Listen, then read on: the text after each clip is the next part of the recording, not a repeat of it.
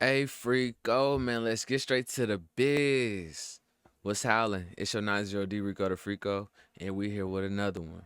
So today is July 21st, 2025, and I got back from basketball. I did my thing. I ain't gonna lie, today everybody won, everybody lost. All the teams was real good. I balled out, and then I messed up a couple games. Anyway, man, today was a good day. I'm starting a little late because I've been in my head too much trying to figure out how I'm gonna get this production done. I'm in a different location today. My kids was on one today. I couldn't do this at the crib, and I knew I was gonna force it, whether I had to do it at 10 o'clock or midnight, whatever time it was. You know what I mean? I was gonna get this done today, and that's what we're doing. We here today getting this done. But I say this to say today is July 21st, 2025, and today when I got back from basketball, Malcolm Jamal Warner passed away. And that's crazy, bro, because like growing up, I used to watch the Huxtables. I used to watch wait, not is that the Huxtables? Yeah, that's the Huxtables. I used to watch the Cosby Show. And you watch TV shows like that and people kind of get immortalized in your brain as if like they're like foundations to what you think reality is. Like it's bigger than him. Theo Huxtable can't die. You know what I mean? It's like some shit like that. But anyway, we finna check out this video about him passing away today. Let's go to TMZ. You know it's real when TMZ talk about it. Welcome back to TMZ Live. We have been working on a story this morning that sadly we now have the answer because, and I say sadly because what we've learned is that Malcolm Jamal Warner, former Cosby Show star, died over the weekend. We have an unconfirmed but very reliable source telling us what happened here. What we know at this moment, as we talk to you now, is that we're told from the source Charles just mentioned that this was an accidental drowning of some sort.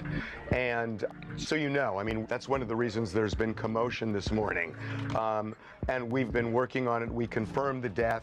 I can tell you that some members of the Cosby Show know and are very upset that Bill Cosby didn't know at the time we published, but is being informed right now. It probably knows right now because it's been just a couple of minutes. And it's just a really, really tragic turn. Yeah.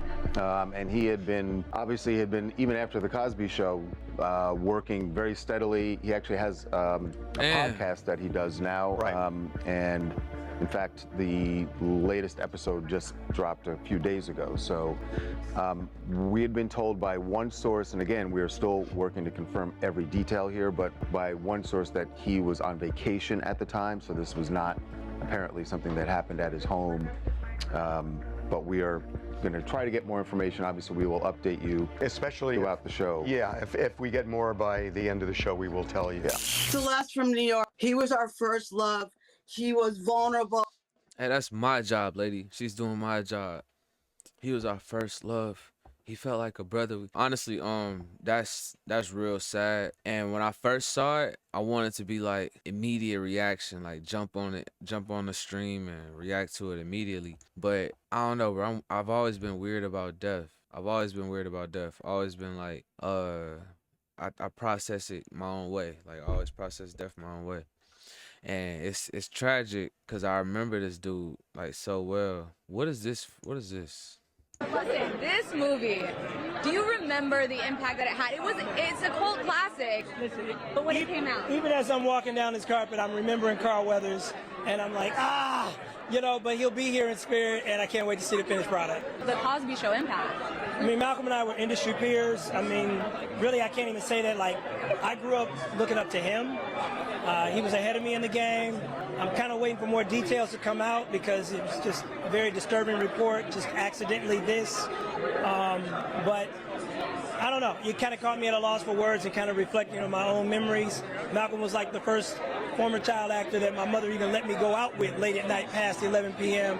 and I had a very close relationship with both him and Michelle Thomas. May they both rest in peace. So please remember him as a poet, a Grammy Award-winning musician, and an actor who did a lot more than just star on a sitcom when he was a kid. That was beautifully said. Thank you so much for your time. Okay, Urkel been working on that PR, man. Shout out to Urkel, man. Now everybody gonna talk about him as Theo Huxtable, but when I was a kid, one of my favorite shows growing up See, what y'all don't know is, man, okay, my mom did move me to the suburbs, right? I did grow up mostly in a decent middle class type neighborhood after age, I'll probably say like sixth grade, seventh grade. So like I'll say maybe seventh, eighth grade on out. I was always in a decent neighborhood. Yeah, seventh grade on out, I was probably always in a decent neighborhood, middle class, suburbia type lifestyle. Sixth grade, I stayed out south, out here in Nashville. And then seventh grade, we moved to like Brentwood area, which is a nicer area. I went to middle school with Mookie Betts. That's a story for another day. That was just 1 year though, seventh grade. Then eighth grade, I moved to Dublin, Ohio, and I was like Fresh Prince of Bel Air in that motherfucker. Not like on some like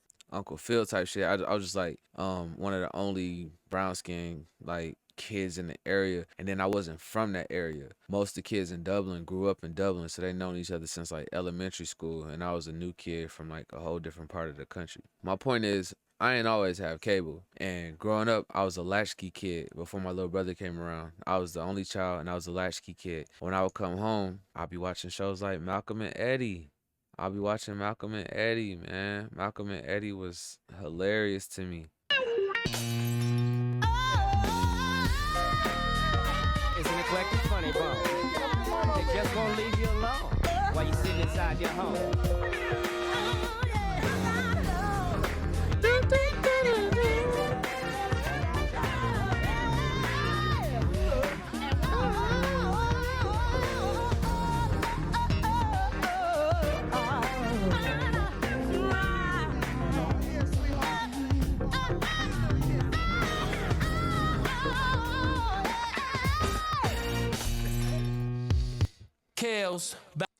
Hold up, chill out, Piper.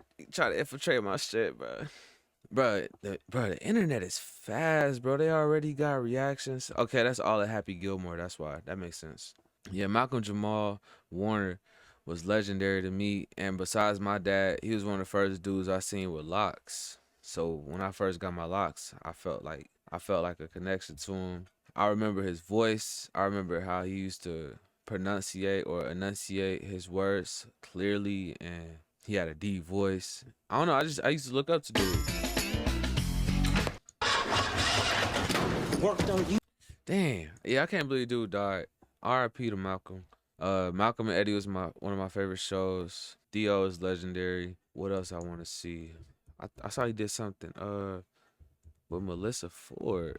Life, it's fragile, and in the blink of an eye, You never know. you never know. So speaking of legacy, what do you hope that your legacy is going to be?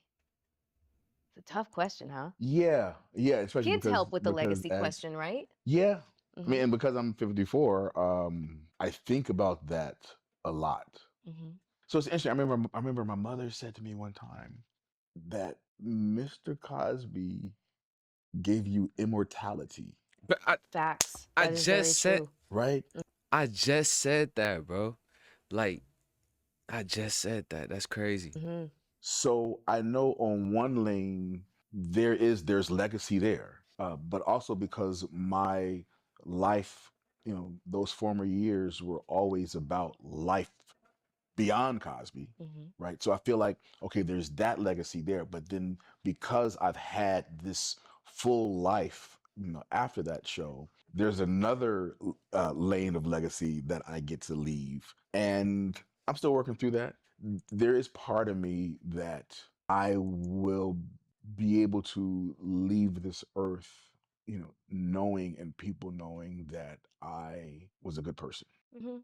And I talked to my dad. I talked to him yesterday, and what he said to me often, you know, uh, people love you, and people always talking about, your career and your success and all of that. Mhm. He said, but what really makes me the most proud is that you are a good person. Mhm. And I heard it from my dad. It's like, That's yeah, wonderful. but I'm a good person because my dad's a good person. That's a whole nother thing. Yeah. Again, it is possible to walk through this world, and with all of the darkness in the world, it is possible to maintain your soul and be a good person. Man, I'm glad he answered the question, because you never know. Like you say, life is so like fragile. You never know. Like we all assume we're gonna wake up the next day. Like I go to sleep assuming I'm gonna wake up the next day. Like what if you lived your every day as if it was your last. And it sounds so cliche, so fortune cookie like that it barely even hit. Like, I'm gonna live every day like it's my last. But if you really did that, bro, your shit would be crazy. Your life would be crazy. I'm glad he answered that question though, because it hit so much harder now. And if he wouldn't have answered it, we would never know how he felt. And I always get weary or like skeptical about watching actors speak candidly, quote unquote, or like in interviews, because they're so good at acting that I kind of project or assume that they have like multiple personalities, or code switching is second nature, or like they could just pretend to give you an answer for a different reason. But I will be honest and transparent. In that video right there, he looked very sincere and genuine. He almost like he wanted to cry, as if he knew how important that question was gonna be. So yeah, that's dope. One more video, Eddie Griffin. Eddie Griffin, who would share the screen with Warner on the sitcom That was Malcolm my Eddie, shit. would break his silence moments after first reports regarding the passing of his former co-star. On Instagram, Eddie would reshare a post on Warner's drowning, and he would respond with the caption, "My big little brother," followed by prayer hands and heart emojis. He would later follow that post up with another picture and caption that read, "My heart is heavy right now. Rest easy, my brother, for you have won in life, and now you've won forever, eternal bliss." Now, what makes Griffin's response even more noteworthy is that the two men, according to Warner, butted heads behind the scenes of Malcolm Eddie. The information would surprise many as their characters played best friends on the show. Yeah, I had no clue they were beefing. That show was so good to me. Warner would reveal this during an interview with Sway in the Morning. When I look back at this show, one of the dope things is me and Eddie really did not get along. In real life? In real life. I did not know this. Yeah. Like Okay. we didn't, I had no clue. But every single week before taping, we'd come together, we'd put our hands together, we'd bow, and we'd pray before we go out there. Why y'all didn't get along? Just different schools of life. Yeah. You know, different schools of life. And we were, you know, I mean, we're still cool when we see each other, but it wasn't like we weren't necessarily best friends. Okay. But we understood that check.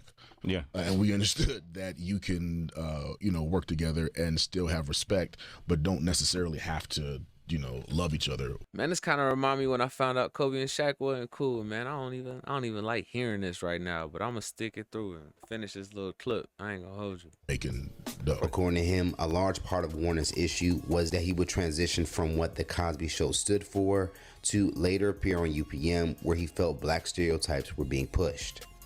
Doing Malcolm and Eddie was probably the four most miserable years of my life. Now, outside of Griffin's response, Darius McCrary, who would play Eddie Winslow on Family Matters, would share his reaction to the news. Over on Instagram, he would post a meme with the caption, "Processing." Facts. Now, it is unclear how close the two actors were, but it does appear that there was a relationship, as McCrary has previously wished Warner happy birthday over the years. Duh, there's similarities. They were kind of like damn near the same dude on different shows. According to McCrary, in an interview with Comedy Hype, he felt that his character Eddie Winslow was created because of Theo Huxtable. As Who am I, the fucking Oracle? far as other responses, Wayne Brady would share his response in CNN's comment section. What a loss. Hey, bro. In real life, I respect Wayne Brady, but on the back end, Wayne Brady's just like one of them dudes that just keep popping up in the most random spots every time I see his name. It's like, bro, who the fuck brought up Wayne Brady, bro? What the fuck? Where he come from? Shout out to Wayne Brady, though. God bless you, brother. That Dave Chappelle skit is one of the most classic, legendary fucking skits of all time. Followed by Jamie Foxx, who would share the news on his Instagram page with the caption, "Speechless on this one. Rest in power, my brother." As far as more updates surrounding Warner's passing, ABC 7 News will reveal that Warner's official passing was due to asphyxia, which means suffocation and deprived of breath, causing unconsciousness or death. According to that same report, local police would share that Warner was caught by a high current in the water and was discovered Sunday afternoon off the coast near Cockles, a beach in Limon, Costa Rica. Warner's family and representatives have yet to release an official statement. Yikes. Bruh, Costa Rica, you go out there for a family vacation and wind up gone. There's a particular generation of us that feels we lost a brother. This one hits different. Facts. Whatever you worried about in life, it ain't worth it. If you got food to eat, a house to live in, water to drink, and a job, you're good. You have a lot. Facts. Life is so fragile. Everybody kind of saying the same thing I've been thinking, same thing I've been saying. Did Bill Cosby really The respond? point for your audience, I want them to know something very, very personal. Number one, when I last spoke, as I can remember, with Malcolm, he was very proud of a performance that he gave in Minneapolis, Minnesota. And if there was any way for that to be played so that people can hear him and hear what he wrote and hear how he expressed himself, because he's a musician also. Yeah. And I will tell you that I am very, very proud of Pam Warner, his mother, because the two of them were like peanut butter and jelly. With the bread, with the toast. So that's what I wanted to tell you. And I thought about you when the news came to me. And the news came to me in a way that we're not really sure, and we don't know this, and we don't know what it. And I said, oh, thank you very much. Because it's the same way I got the news about Ennis. I was at work, and the lady came to me, the showrunner came to me. She said they have something, and they think it's a celebrity's something about a celebrity, and I went into my dressing room, and the TV set was there, and there was this covering over it, and I knew that Ennis was out there. Yeah. And bingo. Yeah. So I don't know about his swimming. I don't know what came and got him, but I do know that he is an honest person, and that media, I hope, will show the respect for him. Yes. Period. Yes. And I am speaking to you because Mrs. Cosby holds you even higher than the ceiling that your turkey is up. Well, first of all, to you, Mr. Cosby, and you don't have to say anything else. You said period. Because I'm full, and I can only imagine as you watched him grow, and just the story you just told, as if he too were a son. So I appreciate the phone call and you sharing this with us, Mr. Cosby. And my prayers are to both you, his family, those who love him. Hey, man. Yeah, that's tough. That's tough. Yeah, R.I.P. Malcolm Jamal Warner. Yeah, I don't want to overkill that, the Malcolm Jamal Warner segment. They say he did poetry. Let's see if I can find one of his poems. This the one we're going to check out right here. From L.A., California, please give it up for my man Malcolm Jamal Warner.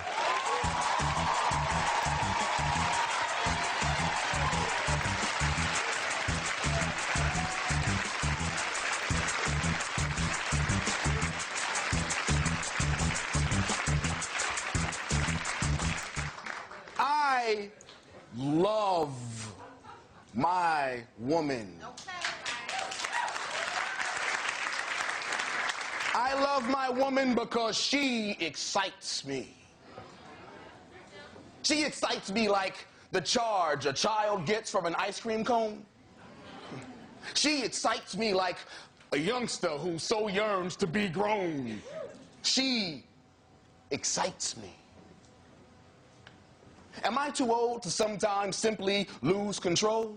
Because I just want to drop to my knees and plead with her to abuse my soul. She makes me want to cry just to see if the tears come. And I envision her tongue tasting each drop one by one. Hey, I want her to... Hold up. He's spitting that shit. It wasn't registering at first. He's spitting that shit. It's a double entendre. It's like multi-layered. Like he talking freaky. He on some freaky deaky shit, bro. Yo, check this shit out again. Bro said, I want to cry just to see if the tears come. Yeah. I love my woman. I love my woman because she excites me. She excites me like the charge a child gets from an ice cream cone. She excites me like a youngster who so yearns to be grown. She excites me. Yeah. Am I too old to sometimes simply lose control? Because Okay. I just want to drop to my knees and plead with her to abuse my soul. She makes me want to cry just to see if the tears come. And Okay. I envision her tongue tasting each drop one by one. Hey, she I eat it. want her to tie me up and torture me with kisses. Hey, I was gonna say, boy, you freaky deaky ass boy.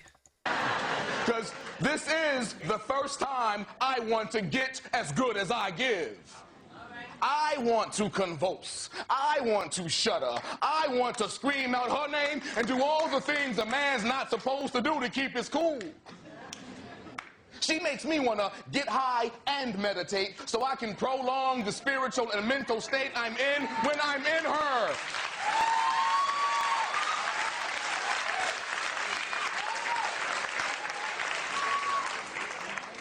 Presence.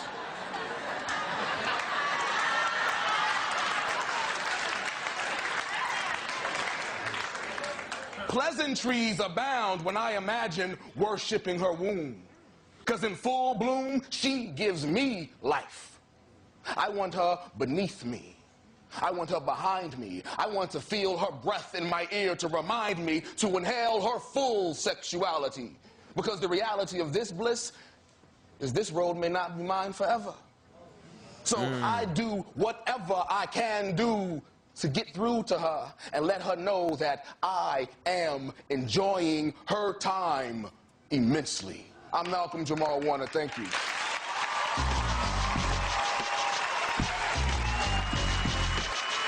Yo, bro just passed, so I ain't gonna make too many jokes, but a lot of that shit sounded kind of like, I ain't gonna say a lot of shit sounded like, some of that shit, if I wanted to be childish, I could flip and be like, hey, yo, you know what I'm saying? But like, I get it though, bro. And the fact that he was already successful as an actor and doing multiple things, and then he switched the lanes and did the poetry joint, or the fact that he jumped on and did the poetry joint too, because I don't know which one came first. But the fact that he's doing all of it, I'm gonna give him leeway.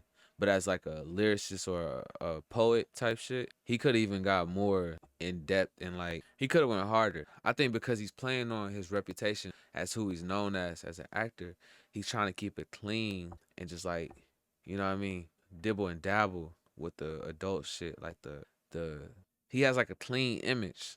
So this works for him and his image that he has set. And it was a good poem. It was a good poem. On another day, I'm gonna watch this one right here because that's one of my favorite ones, and I haven't seen it as an adult. But yeah, man, R.I.P. Malcolm Jamal Warner, the big brother we all had, gang. Damn. What's tough for me is the fact that like I used to know how to swim real good, but like the last few times I went swimming, I forgot how to stop the water from going up to my brain. Like I forgot how to stop my nose from inhaling the water. It's like a mental block, and like. So I don't like going in the pool, and if I do it, I gotta plug my nose just so the water don't go into my brain or some shit like that. And then when I was smoking, I ain't smoked in like 2 years, but when I was smoking, I used to exhale out my nose, the smoke, and only one nostril will have it coming out. So I think I might have something wrong with my nose. But I say all that to say, like, I struggle with swimming these days. And like, my wife wants to go to Puerto Rico extremely bad. And like, I'm pretty sure we're gonna end up in Puerto Rico. And I'm sitting here like, damn, drowning on a family vacation. I gotta take a family vacation. Knock on wood. I'm just like, yikes, bro. That shit fucking with my head. But at the same time, though, everybody got their own life. Everybody got their own obstacles. And I can't let that deter what I got going on. But what I will say is like, I'm 33 and I pick up some people in the car sometimes and they be like young 20s, 21, 22, 23. Sometimes 19, and then they be surprised at my age, and they be treating me like, damn, you remember that video with Kevin Hart and Don Cheadle? And he was like, I'm such and such. He was like, damn. And he looked at him like, nigga, you know what I mean? Because he owed to them, and so I'm owed to some people, And that's crazy to me because I remember when I was a kid, I thought 33 was old as hell. So my parents had me when they was 20 and 22, 19, 21 type shit. So when I was 13, I remember my mom's. I remember how she was, what she was like. So it's weird to think about me being 33 now and remember where my mom's was when she was 33 and like just how life was at that time. And it's like, damn, she was really a kid still. Not a kid, but she was still young, like she was still young. And I say all that to say, like, Malcolm died at 54, and that don't even feel like that's that old. He still, and especially looking at the video he had just on that podcast with Melissa Ford, dude still had a lot of life to do. He looked good. He didn't look that old at all. So it's weird, and I tell people this all the time when they be like, "Damn, you getting up there? Damn, you old." I be like, man, if anything were to happen to me tomorrow, they're gonna be like, "Damn, he was so young." So until that changes, I don't accept that. I don't accept that at all. I got a lot of life to live. I still feel good. My body works. I'm grateful for it. Everything's good. Everything's cool. But whenever somebody try to make you feel old or something like that, just think of it that way. There's some people that pass away and they be like, oh, they had a good life. Oh, they did their thing. But if anything were to happen to you tomorrow, and then everybody be like, damn, he was so young. Damn, too young. Damn, gone too soon. Bro, you not old, bro. It's all a mind thing. It's a mentality thing. And especially with our generation, we got the internet. So it's like anytime I want to, I could tap back into that moment of my life that made me feel alive. I noticed for some people, it's whatever their senior year memories were. So like somebody that graduated in 2016, they love that 2016 era of SoundCloud rap and music. And when they get in the car, that's what they want to hear to feel alive. For me, I got a few different eras because I moved a lot. So it's always a different variation of what I'm going through. If you put on some Little B, Pretty Boy Swag, that's going to tap into my 09, 2010 era. But you put on some Lil Jon, Young Blood, that's going to tap into my 04 era when I was in middle school. A-Town Stumping, Lean with it, Rockin' with it. Turning up. If you put on some Drake, Scorpion, that's gonna remind me of that summer. That was a good summer. That was a transformative summer for me. That Scorpion summer was transformative. That 2018 was transformative as hell. But yeah, so my point is with the internet and music, you could kind of stay alive even longer and nothing forces you to grow up. Like back in the days when people turn 30, they cut all their hair off, get bald fades. They do things to make them look older because society put that pressure on them to feel older, to be more mature. But these days, you don't have to conform to any perception or projection put upon to you by external forces. You could be who you want to be. Now, some people in corporate, yeah, they still got to follow that mold. But a lot of people my age and under, we kind of create our own reality. So we don't have to fit that mold. It's really that simple. So live your life the way you want to live your life. And that's going to wrap it up for the Malcolm Jamal Warner segment. RIP. We on to the next. Hey, Freako out.